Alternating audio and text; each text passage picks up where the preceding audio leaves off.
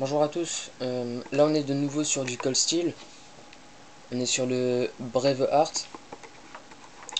Moi je l'ai pris parce que j'ai aimé la forme. Euh, donc déjà vous voyez à la base il est pour un couteau fixe, il est vraiment pas épais. Il est large au niveau de la hauteur mais il est plutôt fin. On a un étui en Sécurex, donc costaud. Une fois que le couteau est rangé, il ne sort pas, vous pouvez faire ce que vous voulez, il ne sortira pas. On a un clip ceinture qu'on peut enlever. On a juste deux petits crans où il faut appuyer et pousser le clip ceinture par. On a donc un manche en craton. On a passage pour paracorde. Déjà le craton, donc c'est ce qui donne un très très bon grip au niveau du manche, une très bonne prise en main.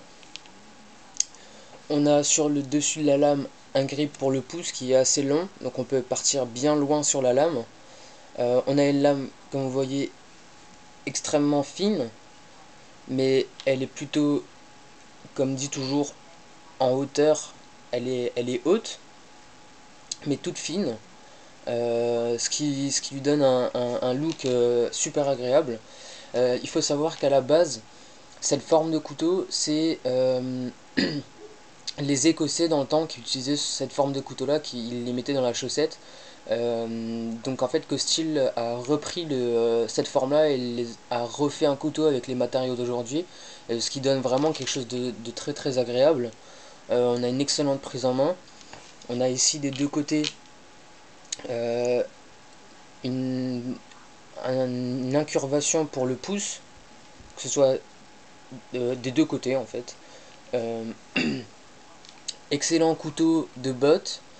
On n'est pas sur un couteau qui sert à abattre des troncs, on est d'accord, on est plus sur une lame utilitaire. Même si on peut lui en donner, parce que l'acier il est en AUS8, pardon, on peut lui en donner, mais bon, il a ses limites, comme tout couteau. Déjà, vu l'épaisseur de lame, tout ce qui est torsion, on oublie. Sinon, la lame risque de péter. Mais sinon, pour le reste, ça va, il est coriace. Euh, voilà, c'était le Braveheart de chez Cold Steel. Je ferai des vidéos, comme sur tous les autres couteaux, pour les tests de coupe. Donc voilà. Donc pour tous ceux qui veulent avoir un couteau léger, pratique et bon, par contre un petit peu cher, à moins qu'on commande sur internet bien sûr, mais sinon en général un petit peu cher. Moi je me souviens, j'ai dû le payer aux alentours des 80 euros. Donc c'est déjà vraiment un prix bien correct. Euh, mais voilà, pas déçu quoi. Il est souvent planqué quelque part dans un sac ou même à l'intérieur de mes Rangers quand je pars en forêt. Mais vraiment, excellent couteau, un bon utilitaire. Donc voilà. Merci, au revoir.